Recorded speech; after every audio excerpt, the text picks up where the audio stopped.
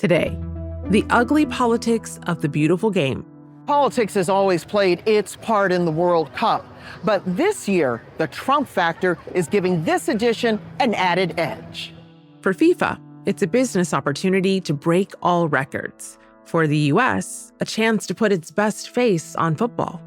But what's the darker reality this World Cup is selling? I'm Malika Bilal, and this is The Take.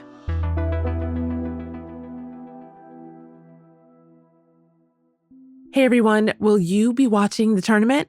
If so, remember to leave us a comment telling us what you think about this episode and what matches you are looking out for. And if you're listening on a podcast app, we want to hear from you too. Leave us a review telling us where you're listening from, and feel free to give us a 5-star rating while you're there. It helps other people discover the show. My name is Ashish Malhotra. I'm a former producer at The Take, and I'm a journalist based in New York. I've launched a new podcast called the Soccernomics podcast, and I'm also working on a 3-part series for Sateo about the dark side of the World Cup. Ashish, welcome back. We are just days away from the 2026 FIFA World Cup finally coming back to North America, split for the first time between Canada, Mexico, and the US. It is set to be the largest tournament in history with 48 teams and 104 matches, and it all begins on Thursday, June 11th. So let's start with the fun stuff. You used to be our resident football fanatic when you were a producer at The Take. So I have to know, how are you planning your time over the next few weeks? Yeah, Malika, it's good to be back. I mean, I'll be planning my time a lot more freely than during the last World Cup where I had to be producing stuff for The Take. Now I'll be able to just kind of, plan my own schedule and around the games. But I'm really looking forward to it, despite some of the darker sides to it that we're going to get into it. But on the positive stuff for a minute, here in New York, there's definitely a huge energy around the World Cup right now. I think every bar that I see is promoting the World Cup in some way, saying that they're showing all the games. Some of them have flags outside.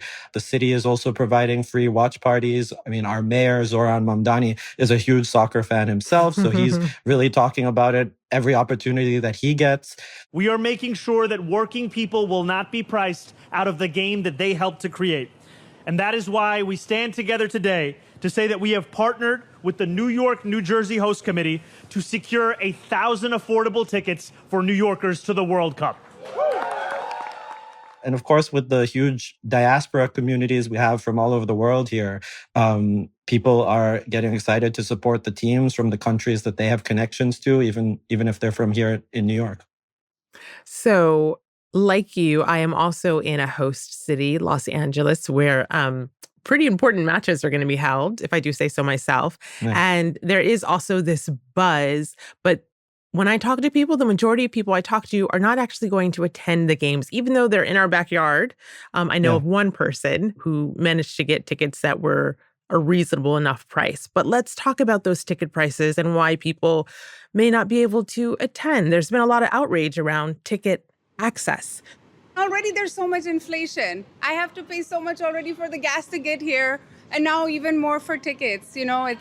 That's so awful. That definitely means I won't be able to go, and I think a lot of people are going to feel very jaded for that. So I really hope they can reevaluate it, or at least give some kind of a discount for people who are really huge fans.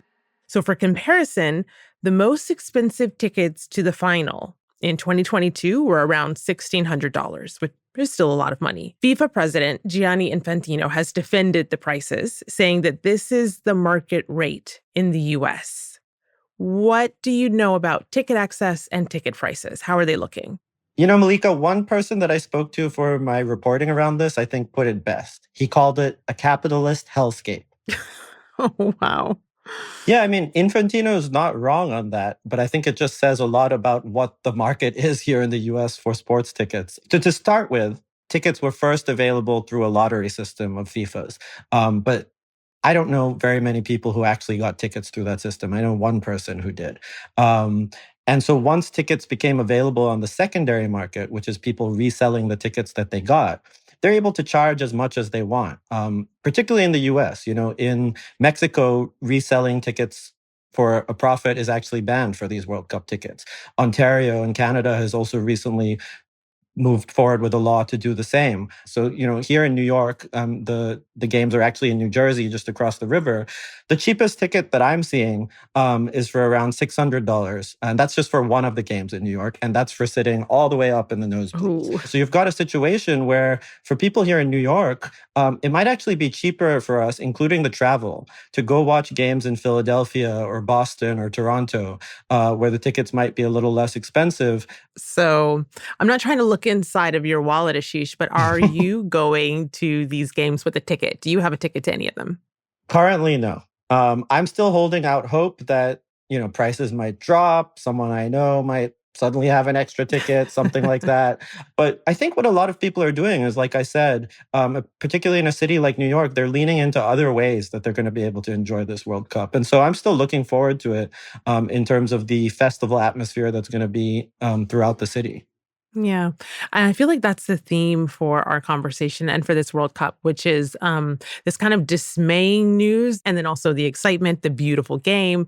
So with that in mind, you are someone who pays pretty close attention to the politics around the game. Yeah. And I know that this World Cup is arriving against a pretty complicated backdrop, especially with the US being one of the main hosts of the three. Why has this tournament become so politically charged before it's even started? One reason, Donald Trump. He's really put himself front and center for this World Cup. He's made it kind of all about himself. There's been so many different events over the last year and a half in the lead up to the World Cup that he's been pictured with Gianni Infantino, the head of FIFA, who has probably spent more time with Trump in the last year and a half than some of Trump's own cabinet members. Trump is constantly talking about the World Cup in his usual kind of style, saying it's going to be the best thing ever, that nobody's ever seen anything like it.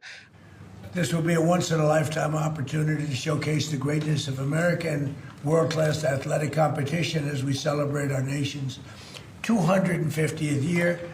The World Cup will also be an incredibly significant economic opportunity for countless American workers and businesses.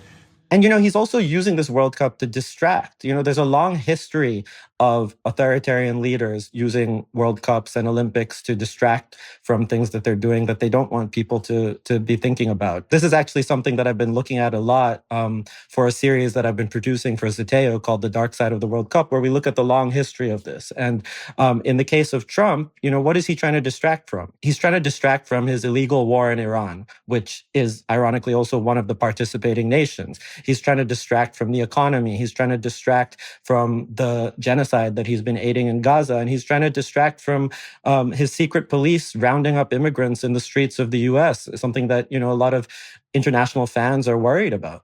That is almost an understatement that they're worried about. What is the general mood when it comes to some of those obstacles that you listed as the challenges that are facing the game right now? Yeah, I think a lot of people are worried. I think you see under Donald Trump that tourism has already been down. And then specifically when it comes to the World Cup, which, host nations usually see as something that's going to boost tourism for them, it's not clear that that's going to happen. If anything, the indications are the opposite. A lot of hotels have been saying that their bookings are way down from what they expected. So I think there's that atmosphere around it. And for people here as well, people who already live in the US, who are immigrants, who are afraid of a potential ICE presence at stadiums, worried that, they could just get picked up by ICE if they go to a game.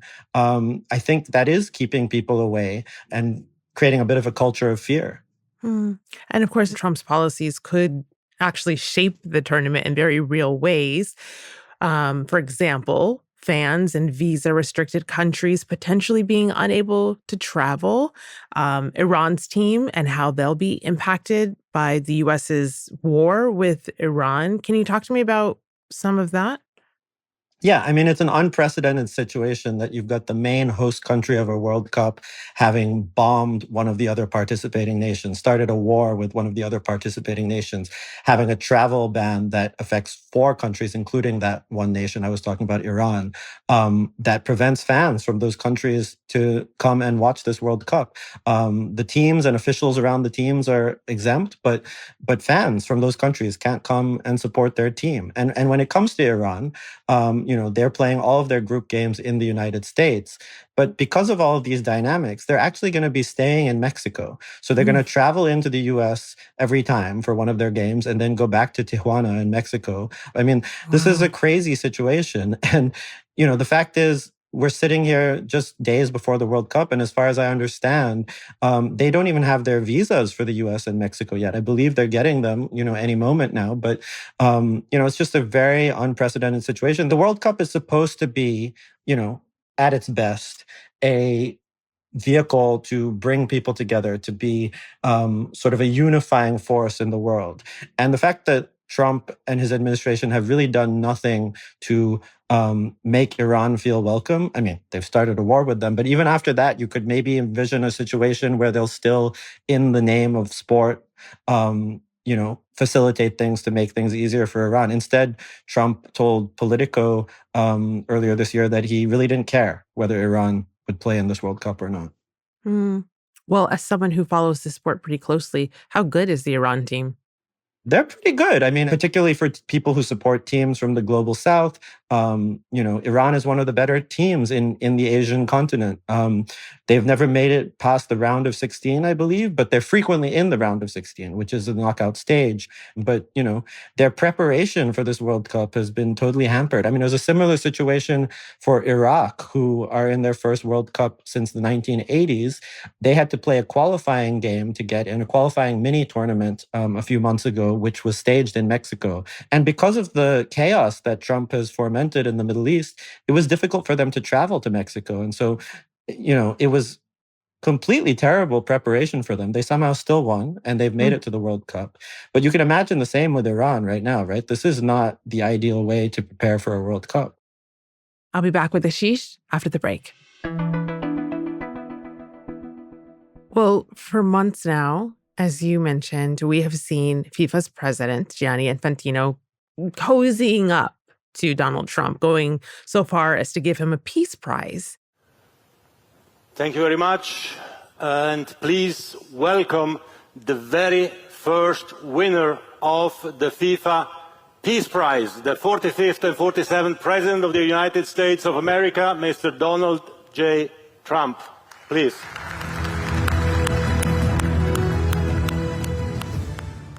Infantino says football is about joy and unity, and FIFA often presents itself as this neutral organizer, just trying to bring the world together through football.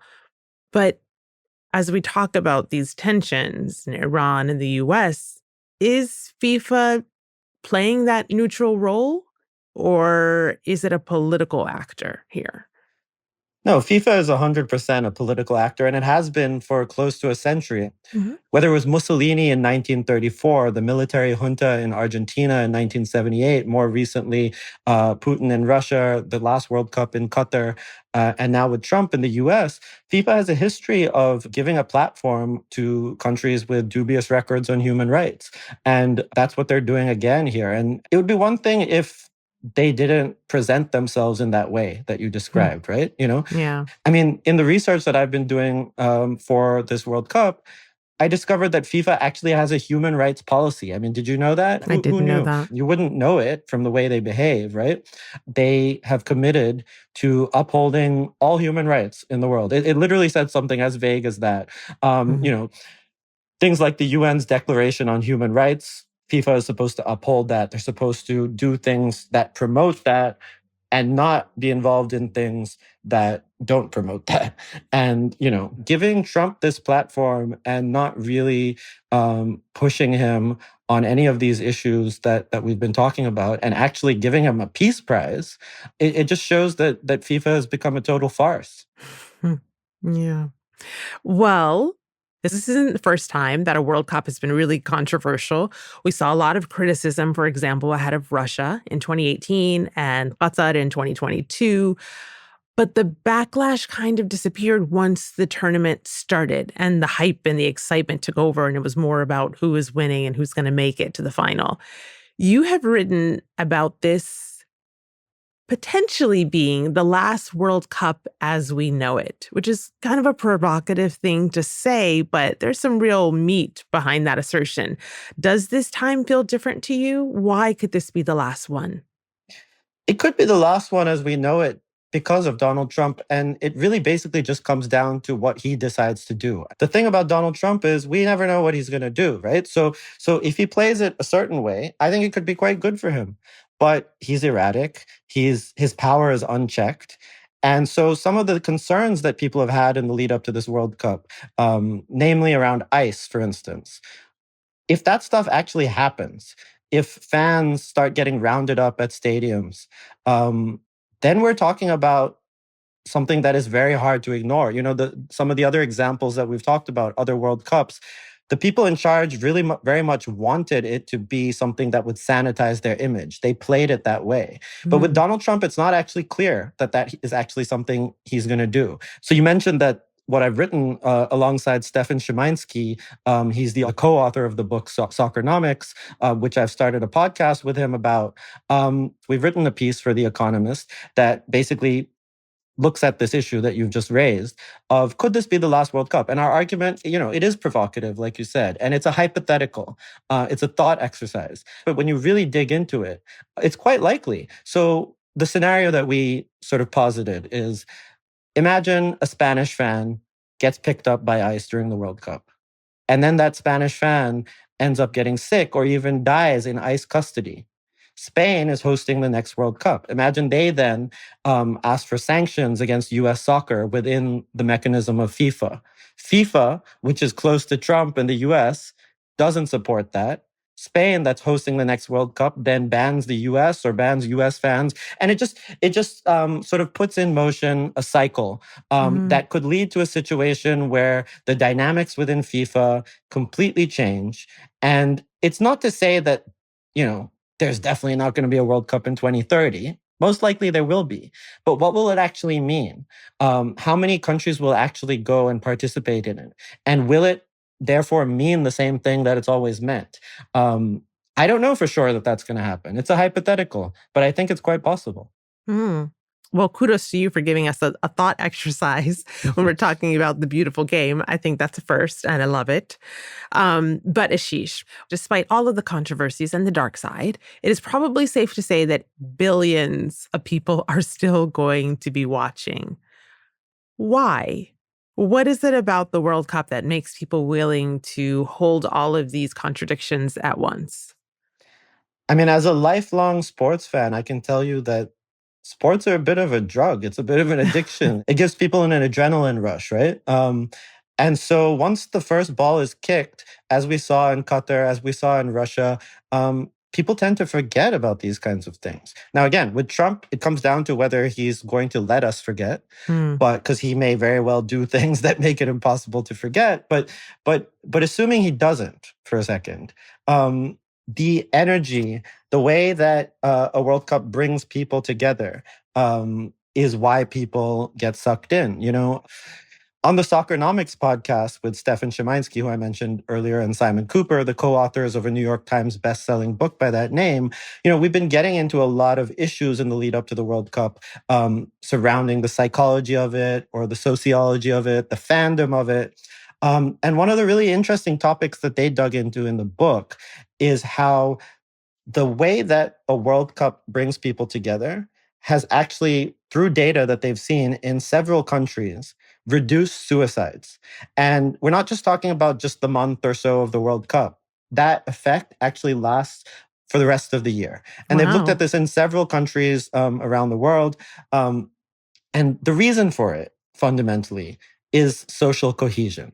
It's about the fact that during that summer, you know, whether it's here in New York or it's in Germany or it's in Denmark or it's in Brazil, people from a participating country in a World Cup are brought together. They're having a shared experience. They're feeling like they're part of something.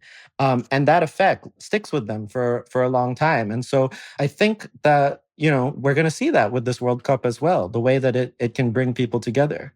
They're feeling like they're part of something bigger. And it doesn't even matter, win or lose, right? Like there's a famous game from 2014, the semifinal, Germany-Brazil. Brazil was hosting the World Cup.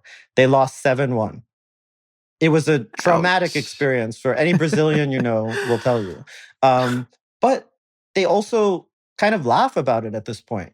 And what I would say as well, by the way, is this is, the largest World Cup ever, you mentioned, right? 48 teams. Usually it's just 32. And FIFA's done that for money-making reasons. But what I will say is one of the side effects of that is you've now got 16 other countries that get to have that experience. Yeah. And you've got countries that are first-time participants like Cape Verde, Curacao. You've got countries that haven't been in a World Cup for ages, like Iraq, Democratic Republic of Congo. And that's all because there were more spots available. And so the fact that all these countries now get to have that experience, to have that shared collective experience that brings people together, I think that's really amazing. And I think it's just a way to meet people, right? I had a friend who messaged me earlier today saying she's really excited for the World Cup. Let's go to all the bars and watch all the games. And I'm planning to meet my future husband at one of those games. So, that tells you everything you need to know. Really bringing people together here. Okay, well, final question. I'm going to hold your feet to the fire because I'm putting you on the spot with this one. Wildest predictions. Who do you think is going to be in the final come July 19th? Oh, I mean, I've been thinking so much about the politics around this. I haven't even really thought about this. But so I don't know the draw in terms of like who's on what side. I mean, I guess it all depends on how the matches play out. But I'm going to say Spain and France. It's a pretty boring. I feel like those are probably the two favorites, but Spain and France. But I will say, look out for surprise performances by Australia, DRC, and Iraq. Okay. Well, you heard it here first. Ashish Malhotra, thank you so much for walking us through the controversies and also the beautiful parts of this beautiful game. I appreciate it. Thank you.